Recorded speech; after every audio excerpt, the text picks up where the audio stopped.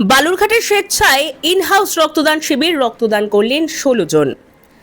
দক্ষিণ দিনাজপুরের রক্তের ঘাটতি মেটাতে সোমবার অর্থাৎ ১৬ই মার্চ বালুরঘাট হাসপাতাল ব্লাড সেন্টারের সহযোগিতায় এবং দক্ষিণ দিনাজপুর ভলান্টারি ব্লাড ডোনার্স ফোরামের উদ্যোগে একটি স্বেচ্ছায় ইনহাউস রক্তদান শিবির অনুষ্ঠিত হয়।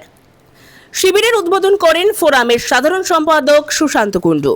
উপস্থিত ছিলেন সোমা কুণ্ডু, স্বাস্থ্যকর্মী মৌসুমী সরকার, বালুরঘাট ব্লাড সেন্টারের MOIC ডাক্তার দেবব্রত দে এবং কাউন্সিলর মার্গু হোসেন।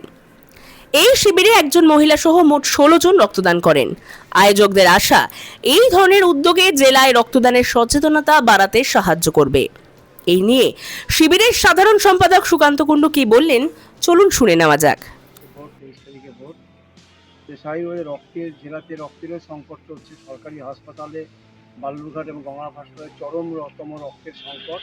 এই সংকট কারণে আজ আমরা এখন ইন হাউস ক্যাম্প সবচেয়ে বেশি হচ্ছে আমাদের দক্ষিণ দিনাজপুর ভলান্টারি ব্লাড ডোনার্স ফোরামের উদ্যোগে এবং বালুরঘাট এবং গঙ্গারামপুর ব্লাড সেন্টারের সহযোগিতায় আজকে বালুরঘাট এবং গঙ্গারামপুর দুই জায়গায় রক্তদান শিবির হচ্ছে, ইন হাউস ক্যাম্প শুরু হচ্ছে।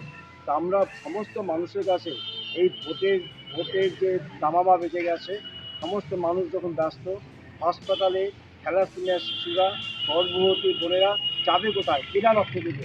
তো এই বার্তা আমরা সকলের কাছে দেওয়া চাই যে যেহেতু এখন সেই রক্তদান শিবিরের খুব কম হবে, রক্তদান শিবির বাইরে আমরা চাইছি ইন হাউস ক্যাম্পে আপনারা সকলেই আসুন। ইন হাউস ক্যাম্পে আপনারা এসে একে এসে আপনাদের মূল্যবান রক্ত আপনারা দিয়ে আপনাদের এলাকার, আপনাদের ঘরের সন্তান, থ্যালাসেমিয়া এবং গর্ভবতী মাদের প্রাণ বাঁচান। নিজস্ব প্রতিবেদন, জনতার কণ্ঠ।